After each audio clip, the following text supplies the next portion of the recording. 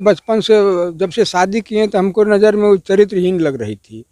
किसी गैर लड़का से बराबर बात करती थी, गैर लड़का से तू काहे बात करती हो, तो लड़ जाती थी। नमस्कार, आप देख रहे हैं जागरण न्यूज़ 24 बिहार। मैं कुणाल गोस्वामी। अब इस वक्त हम बरदहा में हैं। मिथिलेश कुमार उर्फ जेडी की हत्या का पड़ताल के लिए जागरण न्यूज़ 24 बिहार की टीम यहाँ इस वक्त पहुंची हुई है। हम आपको दिखाएंगे कि यही वो जगह है जहां उसका हत्या करके लाश को टांग दिया गया था। आगे की घटना क्या कुछ सच्चाई है, सारी बात हम आपको अपडेट कराते रहेंगे। हमारे साथ बने रहिए। परिवार को सांत्वना देने के लिए यहाँ जदयू परिवार के कुछ सदस्य भी यहाँ मौजूद हैं। इनसे हम कुछ बातचीत करते हैं। क्या नाम हुआ सर? सीताराम मंडल। सर, ये हत्या की जानकारी हुई इसलिए आप लोग यहाँ पहुंचे? जी, अखबार के माध्यम से हमको परसों का अखबार में खबर देखे तो हमको लगा कि हमें जाना चाहिए सांत्वना देने के लिए और उनके परिजनों से मुलाकात करना चाहिए। परिस्थिति ऐसी है।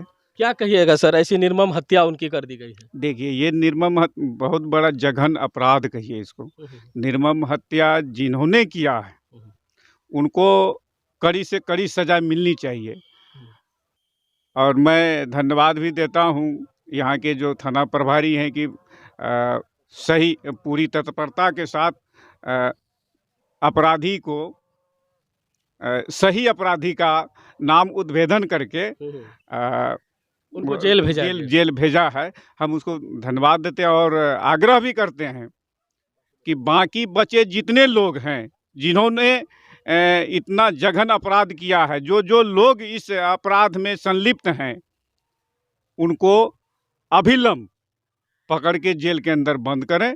ये मैं उनसे आग्रह करना चाहूँगा। सीताराम मंडल, जिला अध्यक्ष जदयू अति पिछड़ा प्रकोष्ठ।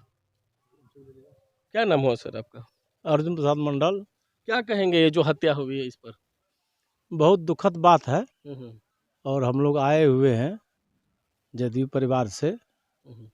मेरा नाम अर्जुन प्रसाद मंडल है, अति पिछड़ा का प्रखंड अध्यक्ष है। तो इस पर इंसाफ मिलना चाहिए, इंसाफ होना चाहिए, इंसाफ मिलना चाहिए।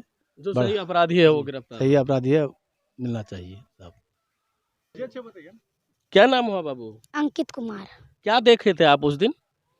सर जी, हम वहाँ पे टट्टी लगा हुआ था ना, तो उसमें बिल था ना, तो बिल पे नज़र गया ना, तो हम देखे ना लाल सूटर पहने हुए हैं, तो हम कहें कोई लुकाया हुआ है, गए न देखे, तब देखे तो हल्ला किए ना बड़की मम्मी को, तो आई ना तो कोई नहीं चिन्हा, तो ना वहाँ पे आई ना वहाँ से, तो वो देखी ना तब हल्ला उठा था। तब हल्ला उठा? टट्टी लगा हुआ था? जी। टट्टी हटाया तब बाद में? जी सर। तब पता चला कि फला आदमी है? जी। कौन था, उसका नाम जानते हैं? जी सर। क्या नाम था? JD Kumar, JD Singh. JD Singh ji. जो वहाँ पे जिसका लाश टंगा हुआ था? जी। क्या आपका कोई लगेगा?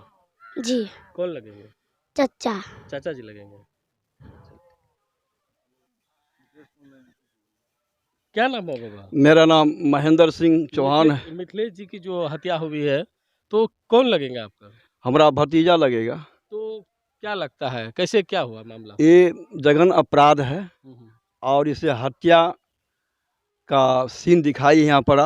आत्महत्या का सीन दिखाया? हाँ, आत्महत्या का सीन दिखाया पड़ा। ऐसे अपराधी को जो है कड़ी से कड़ी सजा मिलना चाहिए और अगले उसके माता पिता भाई को जो है इंसाफ मिलना चाहिए।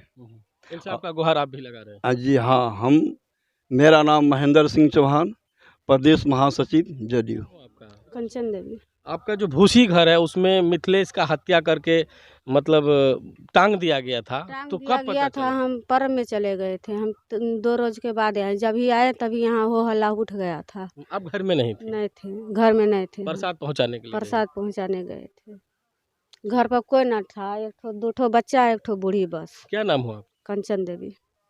राजकिशोर मंडल। क्या मामला हुआ था? मामला सुनी सुनाई हम लोग जानते हैं, तब आए यहाँ देखने के लिए कि भाई आज क्या घटना हुआ। इतना बड़ा निर्मम हत्या का बात सुनने में आया है, तो आए तो हम लोग ने देखा कि यहाँ भूसल्ला के घर में जैसे लटकाया हुआ कोई लाश था। इसी बात की जानकारी हम लोगों को यहाँ प्राप्त हुई। चाहे जैसे भी घटना हुई है, हत्या बड़ी निर्मम हुई है। इस हत्या पर हम लोग पूरा परिवार इससे चिंतित हैं कि ऐसा घटना नहीं होना चाहिए। ये बहुत निर्मम हत्या की गई है। क्या मांग कर रहे हैं प्रशासन से? प्रशासन से हम पूरी मांग करेंगे कि जो भी हो तुरंत न्याय मिले, पीड़ित परिवार को उचित से उचित न्याय मिले और दोषी को कड़ी से कड़ी सजा मिले। तो हमारे साथ बने रहिए, हम आपको दिखाते रहेंगे क्या कुछ सही वारदात हुआ है। वीडियो में आगे बने रहिए हमारे साथ। और घर आकर वह गाड़ी लेकर चला गया प्रोग्राम देखने। हम लोग को पता चला कि वो प्रोग्राम देखने गया है, लेकिन वहाँ पर उसके साथ मेरा भतीजा प्रवीण कुमार और दोनों ससुराल चले गया। इस बात का हम लोग को खबर नहीं था कि वह ससुराल गया है। और सुबह में जब छठ घाट पर हम लोग जाने के लिए रेडी हो रहे थे तो पता चला कि मिथिलेश जो मेरा भाई है छोटा, उसका पत्नी आई हुई है और वह जो है दूसरे घर में सोई हुई है। मिथिलेश के बारे में पता किए तो पता चला कि वह गया है कहीं, वो घाट पर चला गया है पहले। तो हम लोग जो है छठ के उमंग में थे और चले गए घाट पर, पूजा करके आए। तो फिर पूछा गया कि कहाँ है मिथिलेश, तो वह कुछ नहीं बताई और रात वाले बात ही बताई कि वह बोले हैं कि हम आ रहे हैं खैनी लेकर। इसके बाद हम लोग इंतज़ार करते रह गए और छठ का प्रसाद जो होता है उसी में लगे रहें। 11-12 बजे तक हम लोग इंतज़ार किए। 12 बजे मेरे पिताजी मिथिलेश के ससुर से बात किए, दूसरे के द्वारा बात करवाए। तो उन्होंने गुस्सा तामस में पूरा रौब में बोल रहे थे कि अब वो लोग मेरे दरवाजे पर नहीं आएगा, रात में क्यों आया, दारू पी कर आया मेरे यहाँ। वो पूरा रौब में बोल रहे थे और पिताजी को भी 2-4 बात बोले। इसके बाद मेरे पिताजी ने फ़ोन कटवा दिया। इसके बाद हम लोग खोजबीन में फ़ोन के द्वारा ही खोजबीन करते रह गए। तो उस दिन 31 तारीख का समय बीत गया। फिर 1 तारीख को खोजबीन चालू हुआ, 1 तारीख को भी नहीं मिला। 2 तारीख को भी खोज हो रहा था, लेकिन 2 तारीख को सुबह में ही उसकी पत्नी भी यहाँ से दूसरे जगह चली गई भागकर। वह नहीं बिना सबको कोई बात बताए हुए निकल गई थी। तो उसको खोजने लगे। फिर पता चला तो वहाँ पर जाकर पूछे तो उसको घर लाए। फिर दोपहर में बच्चे लोग खेल रहे थे तो दुर्गंध जब आने लगी लाश का, तो वो हम तो नहीं थे, लोगों ने जाकर देखा कि वहाँ पर सब जो है लटका हुआ है। और वहाँ का जो सीन था वह क्रिएट किया हुआ सीन था, उसको आत्महत्या का जो है सीन सजाया हुआ था। और लेकिन देखने से कोई भी देखेगा तो वह समझ जाता वहाँ का माजरा कि वह जो है सीन बनाया हुआ है, वह आत्महत्या नहीं हत्या था। क्या आशंका है आपकी कि उसकी हत्या हुई या आत्महत्या हुई? हत्या हुई है सर। किसका हाथ हो सकता है उसमें? उसमें ससुराल वालों का हाथ है उसका, और पत्नी वहाँ मुख्य दर्शक बनी रही या फिर वह भी शामिल हो सकती है। कहा जाता है ससुराल वाले के उनके भैया और भाभी। हाँ, उसकी भाभी जो कि वह उसको हीन दृष्टि से देखती थी, अपनी नंदोई को हीन दृष्टि से देखती थी, उसका वैल्यू नहीं देती थी। और उस रोज़ मेरा भाई जो है दारू पीकर गया था, ये तो पता चला है। लेकिन दारू पीने के बाद वह यदि कुछ बहस हुआ होगा तो उसी में वो हिंसा झड़प में जो है उन लोगों ने कुछ आक्रोश में आकर कर दिया होगा। वहाँ पे हत्या करके यहाँ पहुँचाया गया सबको, ऐसा प्रतीत होता है। हाँ, ऐसा वह बयान में भी बोली है, उसकी पत्नी जो ऐसा बोली है। क्या बोली? कि वह तो शुरू से हम लोगों को बरगला रही थी, लेकिन लास्ट में वह बोली है कि मुझको जो है मेरे भाई ने पहुंचाया। पहले तो बोल रहे थे कि मेरे पति ने हमको लाया है, लास्ट में वो बोले कि मेरे भाई ने हमको यहाँ पहुंचाया है। और भाभी और भाई पर उसने कहा कि वही लोग 4 चक्का गाड़ी से वहाँ मारकर यहाँ पर पहुंचाया है। क्या नाम है उसकी भाभी का, बता सकते हैं? मीना देवी। क्या करती है वो? वह बीएमपी जवान है। कहाँ पे कार्यरत है? वो पता चला कि कटिहार में कार्यरत थे सर। अच्छा, एक चीज़ बताइए, जो उस पे जिस पे आरोप लगाया है आपकी भाभी, उस पे पुलिस का कोई एक्शन? जिस पर आरोपी पर सर, आरोपी का जो है एफआईआर हुआ है और उस पर जो है पता चला कि गाड़ी एक बार गया है उसके घर के पूरा खाली है। अगल बगल से हम लोग पता किए हैं कि घर पूरा खाली है, लोग फरार हैं। क्या मांग करते हैं प्रशासन से? प्रशासन से यही मांग है सर, दोषी को जो है सज़ा मिलना चाहिए। मेरा छोटा भाई जो है, मेरे घर का जो रीढ़ था, वह मैं घर में नहीं रहता हूँ और मेरे पिताजी बूढ़े हैं। घर में वही एक ऐसा शख्स था जो घर को खेती गृहस्थी संभालता था। वो मेरे घर का रीढ़ था और मेरा रीढ़ जो है टूट गया सर। हम लोग कमज़ोर हो गए सर। कितने संतान हैं उनके? एक संतान है, एक संतान। लड़का है। क्या नाम हो गया आपका? मेरा नाम महेश कुमार सिंह है सर। घर बरदहा, पंचायत बढ़ारा, वार्ड नंबर। हमको तो पहले बचपन से जब से शादी किए तो हमको नज़र में वो चरित्रहीन लग रही थी। किसी गैर लड़का से बराबर बात करती थी। हम लोग कुछ बोलते थे तो आपको पता चल जानकारी मिल रही थी किसी गैर लड़का से बात? हम लोग से लड़ लेती थी। जब बोलते थे कि भाई दूसरे गैर लड़का से विवाह किए तब? हाँ, गैर लड़का से तू काहे बात करती हो, तो लड़ जाती थी।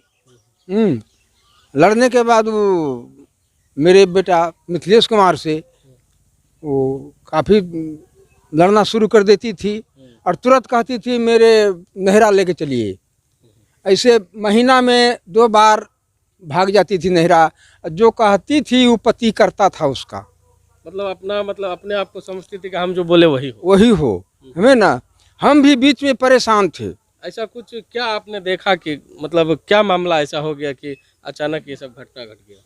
अचानक मामला ऐसे हुआ जब वो फोने से इसको बुला लेती थी और थोड़ा इसका किसको बुलाते थे? अपने पति को। पति को बुला लेती थी। इसके बाद जो वहाँ पर बुला के अपने माई बाप भाई के साथ में वो और हल्ला करती थी। इसको कमाने का लूर नहीं है। लड़के के साथ जो संबंध आपने बताया कि किसी लड़के के साथ इसका नाजायज संबंध है, तो इसका जानकारी का पता कैसे चला? हाँ, कैसे पता चला आपको? हमको ऐसे पता चला, हम दरवाजे पर सोए हुए थे। कब की घटना है लगभग? ये साल भर पहले की घटना है। हम दरवाजे पर सोए हुए थे।